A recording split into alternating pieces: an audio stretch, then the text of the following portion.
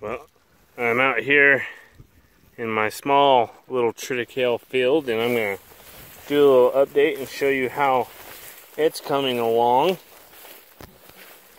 It's pretty, it's thin because of how hard we grazed it. And I've had an agronomist out and we were looking at it and discussing things. As you know, we graze this to the ground. And so you have, like, this plant died out completely, winter killed.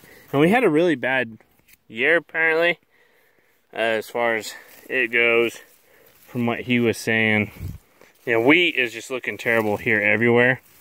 Since our temperatures were warm, hot, and then you throw some snowstorms in there, so it didn't just stay warm and it didn't just stay hot, and then we'd get snow thrown in there, and so then we'd have freeze downs, and it was really, the plant never kind of really turned off, and it was apparently pretty hard on it. So so far this kind of average, how it's past my knee.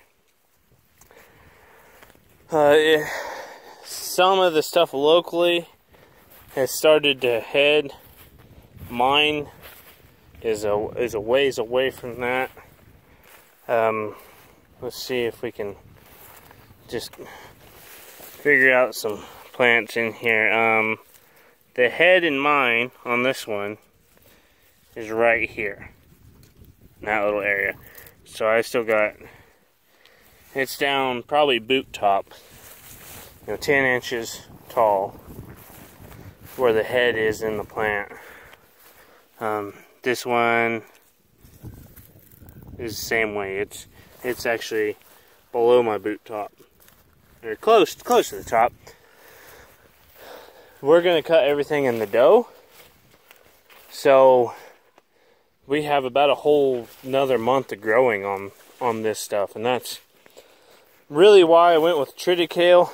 It doesn't put on as much tonnage in the fall, but we could alleviate that with about 15% beardless wheat and upping our planting rate. And upping our planting rate is going to help us with some of this dead zones and the thinness of it. But if we have another month of growth, this stuff is going to be tall. This stuff's going to be really tall, and so it may not be as big of an issue, but we will just have to see. We need to put down a lot more phosphorus and to help with the stooling, because we're apparently really low in it, especially on our new circle. It's terribly low. So we're going to start with that, and if we get to it this year, we're going to build another full set of feed pens. So when we graze this stuff pretty much down, we don't just leave the calves out here as a dry lot, because once it was grazed off and we were feeding silage, we pretty much just used the fields for dry lots, and that didn't help. But that's kind of what we have to do. So it's as tall as Bobo, but I kind of wanted to do an update on this now, because now you can see it's not just leaves now it's starting to form the stalk. And a lot of people right now, all the wheat here is headed out for the most part.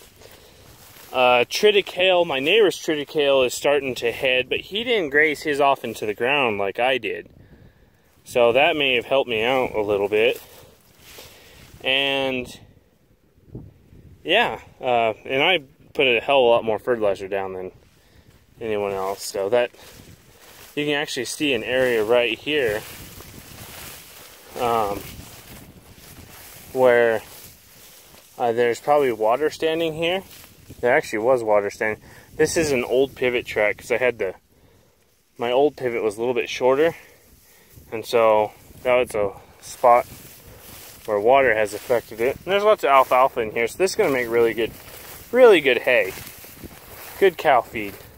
You know, alfalfa is going to be pretty tall and rough by then, but it's still, the cattle will still go through it to get to it in the bales. They'll search it out. But this is pretty much what this circle and that circle look like. There's one of my skips. I don't have a marker on one side of my drill. I got all the parts to put it on now, but so I've got a bare spot here, but other than that, it's looking pretty good. I'm happy with it. I'll be a lot happier when it's taller and we're cutting it for hay, but considering what all the wheat has done this year, we're just going to stay with triticale. We're not going to switch away from it. We might incorporate a little wheat into it. We'll do a full planting rate of triticale plus a little bit of wheat just to help with the fall. And us building pens, we're going to have to build pens no matter what for the amount of cattle that we're getting. And yeah, that's where that is. I got a lot of dandelions, but I'm not worried about that, because once this is cut and baled, we're going to no-till hay grazer straight into it, and calves will eat that because it's going to come up and we're going to graze it. So that's the plan. May not be a good plan, and we might get caught by time, but that's the plan. So if you have any questions about this stuff, leave a comment. I'll answer what I can, but this just kind of documents what we've done and the results of it. And my pivot's moved far enough I can turn it back, and I'm going to water this. We've had a good amount of rain. We can move it's muddy, but I want to, since we got a full month of growing, I kind of want to build up as much moisture in it as I can and get as much tonnage off of it as I can. That way I'm not trying to play catch up all the time.